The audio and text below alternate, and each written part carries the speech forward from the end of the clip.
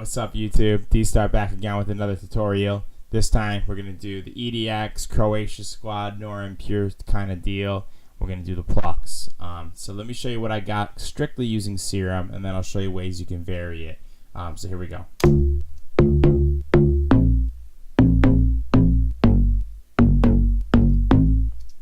then I'm going to show you other variations of it, like this, which is kind of like the EDX drop sound and Show Me Love or whatever. And then just random pluck sound from Nexus. So let's get started. Let's get right into it. We're going to start out with Serum. And how I set this up is pretty interesting. I made one MIDI channel down here, and you can see the notes. And this is a cool way to layer these types of things. It's got its downsides, but I'm playing like a one-note chord kind of deal. So we've got these notes playing here, and you know, I kind of made this cool little progression when I was jamming. And let's hear the bottom end. This is a typical FM bass.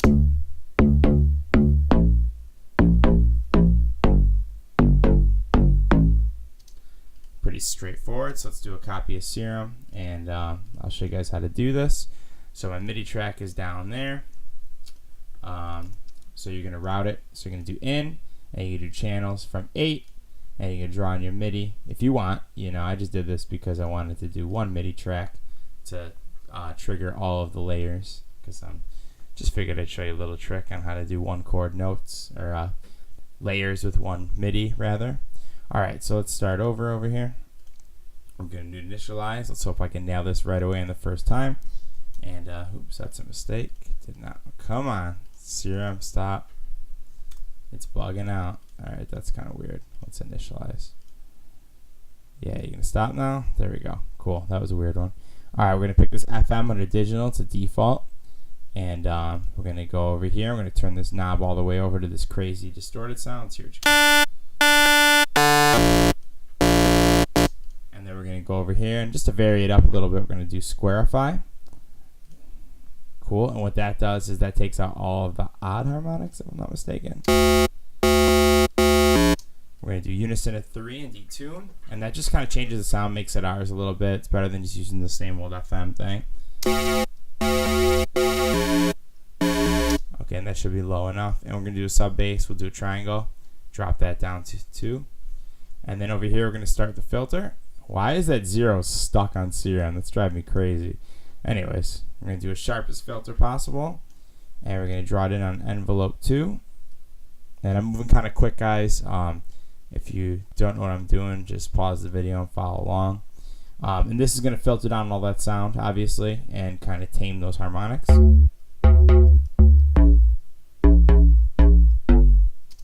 Alright, and that's cool. And now we're going to make it a little bit, see what we can do here.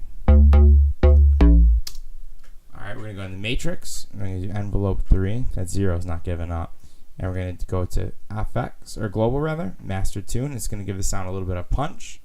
And we're going to do this to envelope 3, so that means we're going to, and we're also going to change that. We're going to make a really sharp envelope really quick. You can also do this in the LFO for massively close fine tuning. Let's try this. And that gives it some more punch.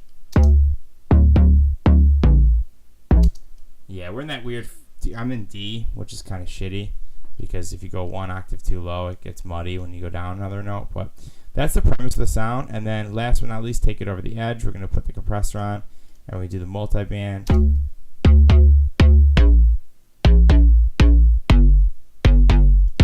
And that's all there is to it. On the other patch, I did a little bit of EQing. I did like a slight bump on the main frequency in the bottom somewhere, like that. And I did one, and I did a quick shelf for the highs, like this, but that's all detail that you really don't need to match.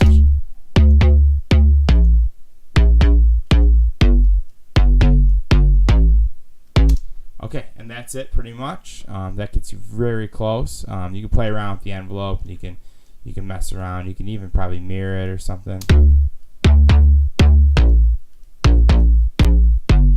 That's a little too OD.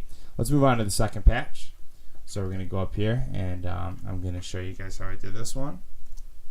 First things first, we're going to do chord, and we're going to do C minor. So if you guys have never seen this before, let's drop a basic Serum in here. And let me grab that real quick. and we're going to just play a saw, and we're going to shut off the chord. And what the chord does, it's under MIDI effects, and it's the chord feature. A lot of people overlook this. It allows you to turn one note from that MIDI signal, which I got to remember to route to. Let's do, wow, okay, there we go. So now we're going to have the MIDI signal coming in. Got to pick in, and we're going to shut this. The chord allows it to turn that one note into a chord, and we're going to do plus 15, which is awesome until it falls out of key, because the minor and major, it's a minor interval in the D minor scale. You can see it falls out of key. So the scale up here fixes that, and if you grab C minor, you'll get this, and then all you gotta do is slide that bitch up to D, and it's gonna keep everything in D minor for you. So check this out.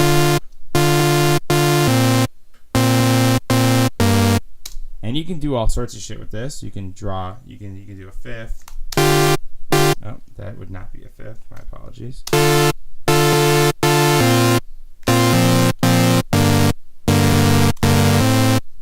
And you can play around with it, and it'll always spit out a chord that's going to be in key. So super awesome. And then if you really want, you can record, and it should record the MIDI out without these changes. So if you want to do that, actually you would need to do a MIDI channel. I'm sorry, you'd have to take Serum off, but then you could record the MIDI. And let's try it real quick, actually, just for the experiment. I forget exactly if you need to shut off the audio. Ah, yeah, it's being a bear. It's going to only do that. All right. Well, regardless, you can record it if you want. You have to do it MIDI from. You have to open up another track and do MIDI from number 3, and then you can record the MIDI from here. And then you can punch it in. So sorry about that little detour. Anyways, let's get going. We're going to do analog. We're going to do a clean sine wave. You can play around with the analog one, but it doesn't sound as clean in my opinion. And we're going to make a quick pluck. And then we're going to do that same effect, like a transient designer kind of effect, by shortening envelope 3, pushing this down, 0, 0, and doing like 20 milliseconds, going to the matrix. Yeah, it's kind of like a transient design. I've showed this in previous videos. It's a great trick to kind of give a synth an attack.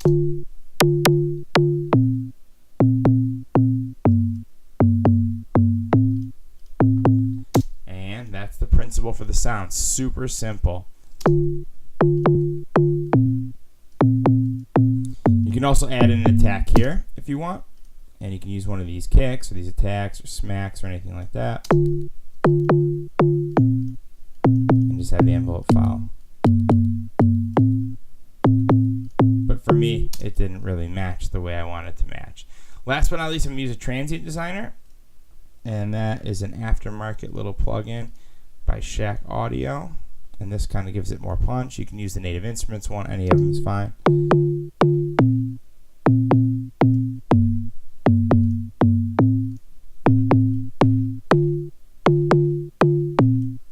Pretty unnoticeable, to be honest with you. Nothing too crazy. Just adds a little bit more punch. And that's, again, detail work. And you can add a little room reverb if you'd like as well.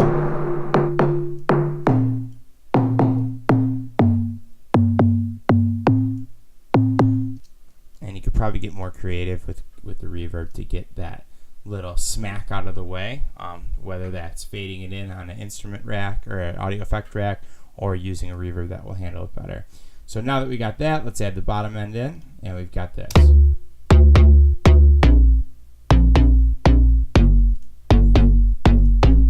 Let's close the filter on this a little bit more.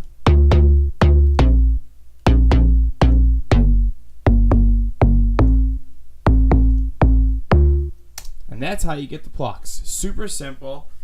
You can change the intervals of how you do it. You can play chords. You can do a fifth. You can do sevenths. You can do all sorts of stuff. And furthermore, you can also layer in one-shots and other weird sounds. So let's try this. And this is a little one-shot I found in some sample pack. Enormous Future and Disco, New Disco House. And then you can also take generic, Nexus plucks and add them in as well, using the same kind of idea. That one's not as flattering. But yeah, you get the gist. Hopefully this helped you guys on the theory of trying to figure out how to nail those really clean, awesome, like marimba style synth plucks. If you guys liked it, leave a comment. Hit that subscribe button. I've got plenty of tutorials and on my channel, and check them out. Peace.